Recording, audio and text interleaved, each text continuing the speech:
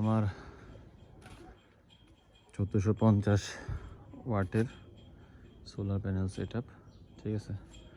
তো এটা একসাথে করা হয় নাই, আমাদের আগে 12 ভোল্টের সিস্টেম ছিল, মানে 12 ভোল্টের আইপিএস ছিল।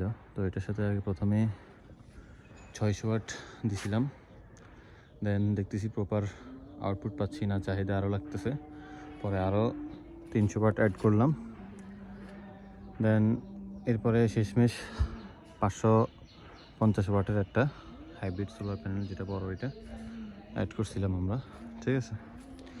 তো আমাদের আগে আইপিএস ছিল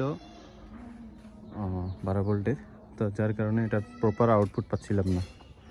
তো এখন মোটামুটি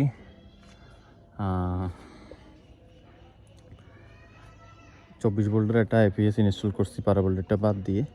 তো এখন মোটামুটি আগের চেয়ে বেটার আউটপুট পাচ্ছি। তবুও এখানে 1450 আমাদের ক্যাপাসিটি থাকলেও ওটা কখনো কিন্তু আমাদের 1450 ওয়াট পাইনি, সর্বোচ্চ 900 ওয়াট পর্যন্ত পাইছি, ঠিক আছে।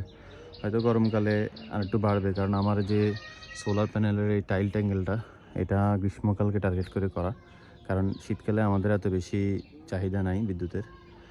মূলত আমাদের লাইট ফ্যান যেগুলো, ওগুলো চালানোর জন্যই এটা। তো এটা গ্রীষ্মকালে যেন প্রপার আউটপুট পাই, সেভাবে আমার টাইল ট্যাঙ্গেলটা দেওয়া। আমার আইপিএসের লোড হচ্ছে 3%, তো ব্যাটারিতে চার্জ হচ্ছে 22% এবং লোডে যাচ্ছে সরাসরি 3%, 3 এমপিয়ার। তাহলে 25, মানে টোটাল 25 এমপিয়ারের মতো আমরা এখন পাচ্ছি। তাই এখন আমাদের ব্যাটারি অলমোস্ট ফুল হয়ে আসছে।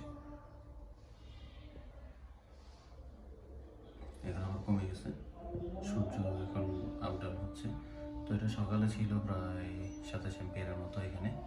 আর এখানে আমার পিছনে আরেকটা এমপিপিটি কানেক্টেড করা আছে, তো ওইটা দিয়ে প্রায় 4 এমপিয়ারের মতো ঢুকতেছিল। টোটাল 31 এমপিয়ার সকালে পাইছিলাম আমরা এই শীতকালে। তো 31 আর আমাদের 24 ভোল্টের সেট আপ। তো দেখতে পাচ্ছেন আমার একটা আইপিএস আছে, একটা 12 ভোল্টেজের। প্রথমে আমাদের এটা এবং ওই ব্যাটারিটা ছিল, দেন পর্যায়ক্রমে একটা একটা করে অ্যাড করা হয়েছে, এই আর কি।